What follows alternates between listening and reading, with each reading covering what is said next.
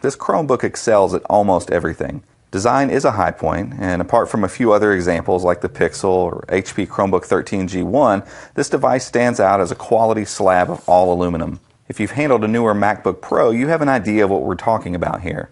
Soft touch aluminum, rounded corners, and straight boxy sides all come together to make a slim, attractive design.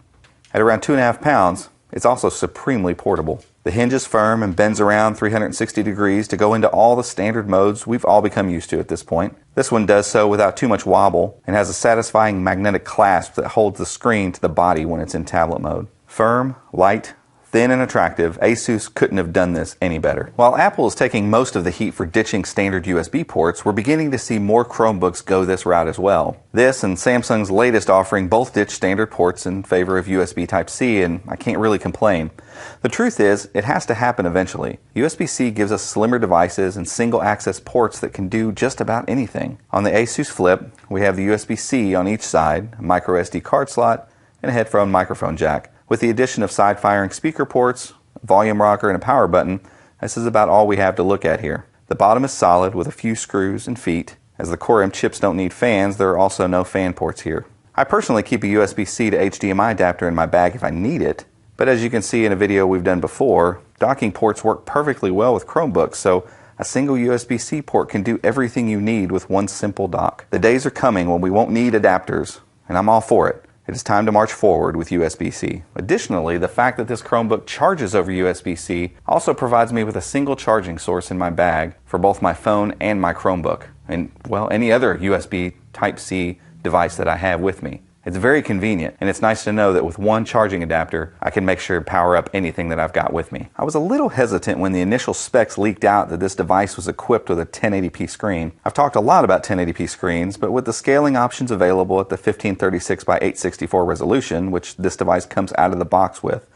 I can say that 1080p screens are alright with me. This screen, with 300 nits of brightness, wide viewing angles, IPS classification, and punchy colors, is a pleasure to look at. No angle is wrong. The items on the screen scale perfectly with the 12.5-inch diagonal measure, and it makes everything super simple to work with. With that scaling, we also see a bit more crispness to the fonts and icons as well, leaving every person who has touched this device to comment how good this screen actually is. Additionally, the win with 1080p is performance. Versus the Samsung at 2400 by 1600 pixels, the 1920 by 1080 on the ASUS presents the OS with far fewer pixels to render all the time. This increases performance and makes everything move faster across the board. Now, I do enjoy 3x2 displays, like the Pixel and the upcoming Samsung Chromebook Plus, but the trade-off in performance has to be factored in here. Comparing similar internals, the ASUS will win in everyday speed every time because of this. But for that win, ASUS takes a hit when we talk about tablet mode. With Android apps coming in a few weeks, that's something we need to consider.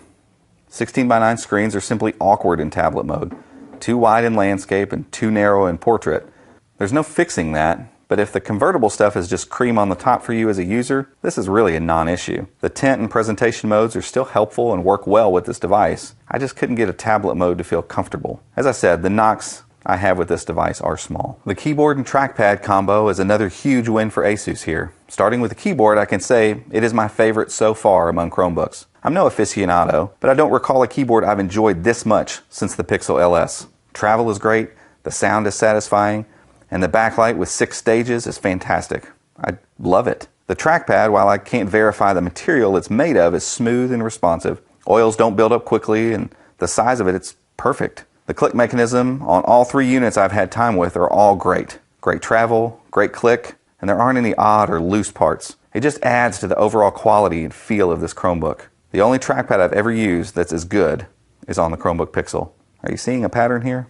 Battery life has also been exceptional. We're seeing anywhere between 8 and 10 hours of use every time we charge this thing up, and that's with screen brightness around 75%. There's no doubt this thing is a great performer, and it's great on battery as well. With a Pentium, Core M3, and Core M7 slated to arrive, there are differing versions that will be available. Right now, the one that's available through most channels is the Core M3 with 4 gigs of RAM and 64 gigs of internal storage. This all comes in at $499, and for whatever reason, the Pentium version is only being sold at Best Buy right now for the same $499 with only 32 gigs of internal storage. There's no way that purchase makes any sense right now.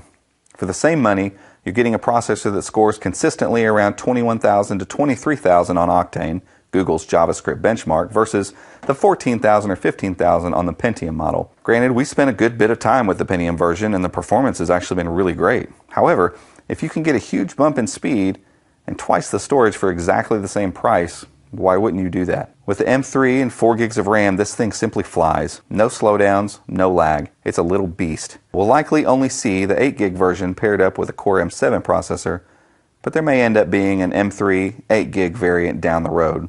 For now, I just don't see the need for 99% of our users. 4 gigs of RAM paired up with the M3 performs exceptionally well.